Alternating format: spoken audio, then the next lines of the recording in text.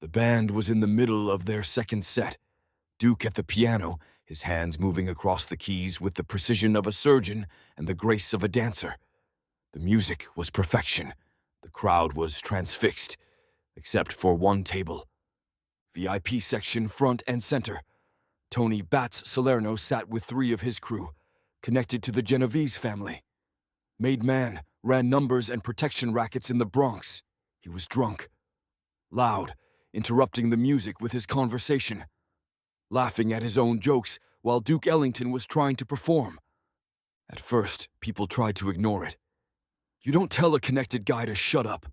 You don't risk that kind of problem. But Salerno kept getting louder, started heckling between songs. "Hey Duke, play something we can dance to. This slow shit is putting me to sleep." Duke didn't respond. Professional, dignified. Started the next song. But you could see it in his face. The disrespect was cutting him. This was his stage, his club, his music, and some drunk wise guy was treating him like a jukebox. Then Salerno crossed a line that changed everything. He threw his drink. Not at Duke directly, but toward the stage. The glass shattered, liquid splashed near the piano. The music stopped. The band stopped. 300 people went silent. Salerno laughed. "Play something good, boy, or get off my stage." That word. Boy. In 1955 Harlem. To Duke Ellington. In front of 300 witnesses. At table 7 in the back corner, Bumpy Johnson stood up. And what happened in the next 5 minutes would become legend in Harlem. Not because of violence, because of presence. Because sometimes the most powerful weapon isn't a gun or a fist. It's knowing exactly how far to go and when to stop. To understand why Bumpy Johnson defended Duke Ellington that night, you need to understand what Duke meant to Harlem. He wasn't just a musician, he was proof. Proof that black excellence could command respect on the world stage. Proof that Harlem culture was sophisticated, complex, worthy of reverence. Duke Ellington had been playing professionally since 1917. Started in Washington, D.C., moved to Harlem in the 1920s during the Renaissance. By 1927, he was the house band at the Cotton Club. Not the new Cotton Club where this story takes place, but the original one on 142nd Street that catered to white-only audiences while showcasing black performers. Duke tolerated that indignity because it gave him a platform. He composed, he innovated, he turned jazz from entertainment into art. By the 1940s, he was playing Carnegie Hall. By the 1950s, he was touring internationally, representing American culture abroad. He transcended the limitations that white America tried to place on black artists. And through it all, Duke maintained his dignity. Never bowed, never scraped, never played the minstrel. He wore impeccable suits, spoke with elegance, composed music that demanded to be taken seriously. He was the anti-stereotype, the living refutation of every racist assumption about black people's capacity for genius. Bumpy had known Duke since the early 1930s.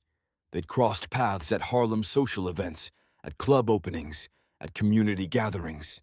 They weren't close friends, moved in different circles, but there was mutual respect. Duke respected that Bumpy protected the neighborhood that allowed artists like him to thrive. Bumpy respected that Duke elevated Harlem's reputation beyond crime and poverty. When Duke performed in Harlem, he was untouchable. That was understood. Musicians were sacred. They were the neighborhood's cultural ambassadors. They were proof that Harlem was more than what the newspapers said it was. So when Tony Salerno threw that drink and called Duke Ellington boy, he wasn't just disrespecting one man. He was disrespecting everything that man represented. Every young black musician who saw Duke as proof they could make it. Every parent who pointed to Duke as an example of what their kids could become. Every person who felt pride when they heard "Take the A Train" and knew it came from their neighborhood. Bumpy understood that immediately. This wasn't about defending a friend. This was about defending what Duke Ellington represented to Harlem. Bumpy walked from table 7 to the VIP section. Didn't rush, didn't make a scene. Just walked with that particular calm that people who knew him recognized as more dangerous than anger. The crowd parted. 300 people watched. He stopped at Salerno's table. Salerno was still laughing with his crew, didn't even notice Bumpy at first. When he finally looked up, he was still smiling. "Yeah? You need something?" "Mr. Salerno." Bumpy's voice was quiet, conversational. "You're drunk. You're disrespecting Mr. Ellington, and you're embarrassing yourself. Time to leave." The smile dropped off Salerno's face. "Who the fuck are you?" "I'm the man telling you to leave." Salerno stood up. He was bigger than Bumpy, younger, had 3 guys with him. He puffed up, did that thing that drunk men do when they think size equals power. "This is a public club. I'm a paying customer. I'll leave when I'm ready." "You're ready now." Salerno's hand moved, maybe reaching for a weapon, maybe reaching for his drink to throw it at Bumpy, maybe just a drunk gesture. Nobody ever knew for sure, because before his hand completed whatever motion it was making, Bumpy's hand moved to his jacket pocket and removed the straight razor. Not quickly, not threateningly, just deliberately, slowly. He unfolded it. The blade caught the stage lights, polished steel, sharp enough to split a hair. The same razor Bumpy had carried since 1935, the same razor that had a reputation in Harlem. Everyone knew the stories. Most of them were probably exaggerated, but the razor was real. Bumpy placed it on the table, between him and Salerno. Didn't point it at anyone. Didn't make threats. Just placed it there. Let it exist. Let its presence do the talking. The Cotton Club went silent. Even the murmurs stopped. 300 people held their breath. Salerno stared at the razor. His face changed. The drunk bravado drained away. He was sober suddenly, because he'd just recognized Bumpy Johnson, and he'd just realized what kind of mistake he'd made. "I didn't know this was your place," Salerno said quietly. "It's not my place," Bumpy replied. "It's Mr. Ellington's place. You're a guest. Guests show respect, or they leave. You're leaving." Salerno looked at his crew. They were already standing up, ready to go. Nobody wanted to be at that table anymore. "Yeah, all right, we're leaving." "And Mr. Salerno?" Bumpy's voice stopped him mid-turn. "If you ever speak to Mr. Ellington that way again, if you ever disrespect any performer in this neighborhood again, we'll have a different conversation. One that doesn't end with you walking out." Salerno nodded, couldn't make eye contact. "Understood." They left, quickly, quietly.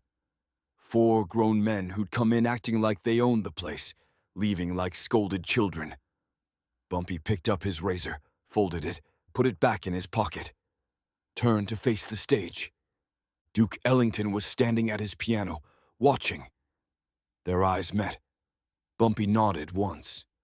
Duke nodded back. Then Duke sat down, put his hands on the keys, and started playing. The band joined in. Within 10 seconds, the music was flowing again, like nothing had happened. But everything had happened. 300 people had just watched Bumpy Johnson defend Duke Ellington's dignity without throwing a punch, without raising his voice, without starting a war. They'd watched him use presence and reputation and one carefully placed razor to make a connected wise guy back down publicly. The story spread through Harlem by morning. By afternoon, it had reached the Bronx, where Salerno lived. By evening, it was in Brooklyn and Queens. Within a week, every musician, every club owner, every performer in New York knew. Perform in Harlem, you're protected. Disrespect an artist in Bumpy's territory, and you answer to Bumpy. The Genovese family heard about it too. They had to. One of their made guys had been publicly humiliated by Bumpy Johnson. In mob culture, that kind of disrespect usually meant war, retaliation, escalation. But the Genovese family had worked with Bumpy before, had arrangements, had understanding that Harlem was his territory, and they benefited from letting him run it independently. So instead of war, they sent a message through back channels. Salerno was out of line, drunk, stupid, won't happen again, no hard feelings.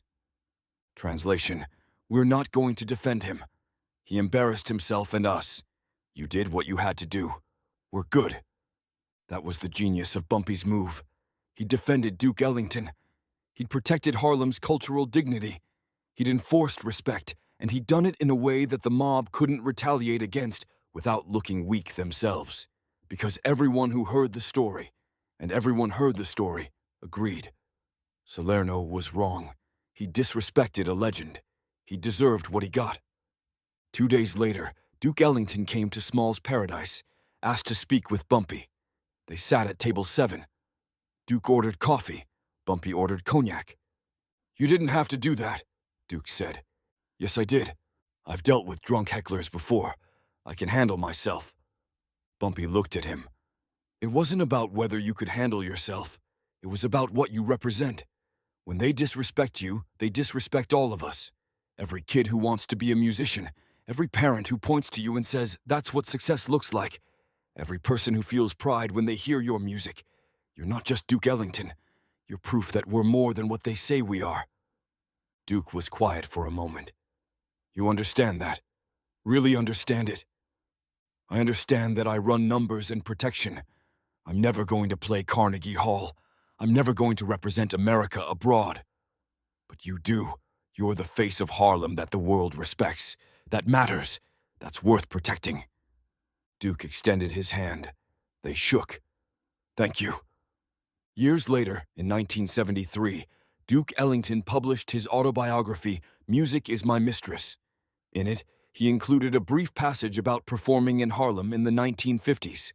He didn't name names, too diplomatic for that, but people who knew the story recognized it immediately.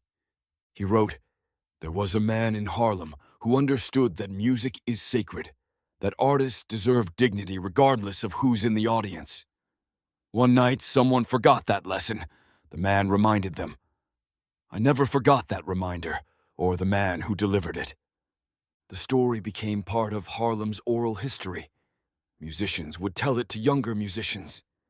Respect the stage, respect the music, because in Harlem, that respect is enforced. It became a point of pride.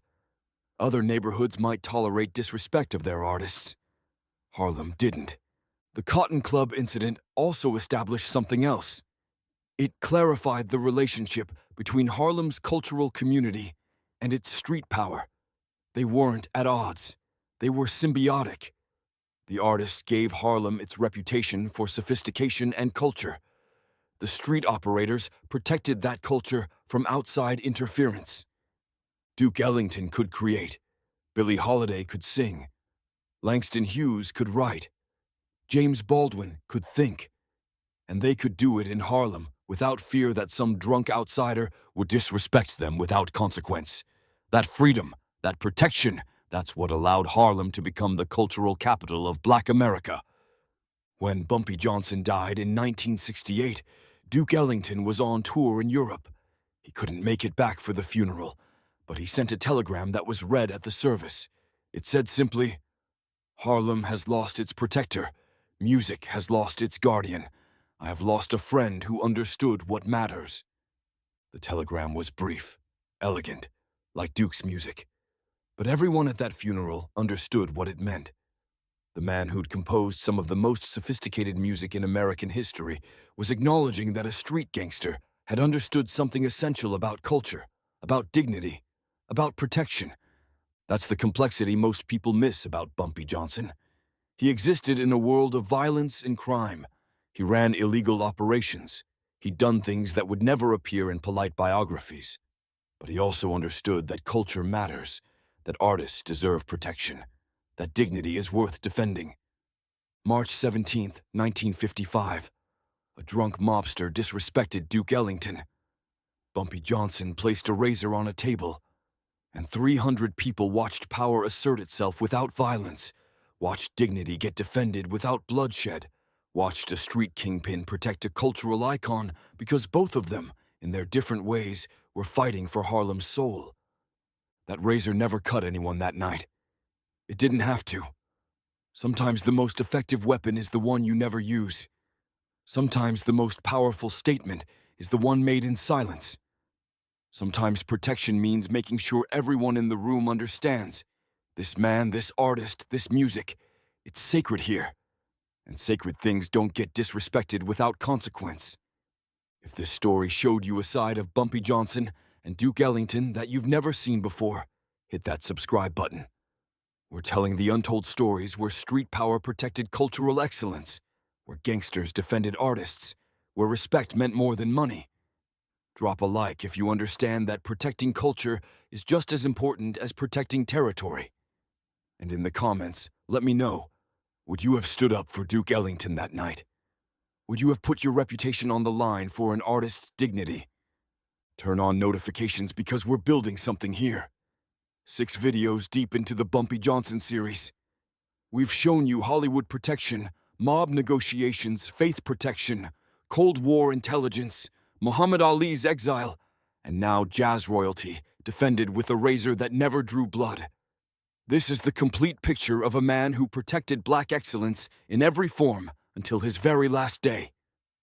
Remember, power isn't about violence. It's about knowing when to act, how far to go, and what's worth protecting. And Duke Ellington's dignity, that was worth everything.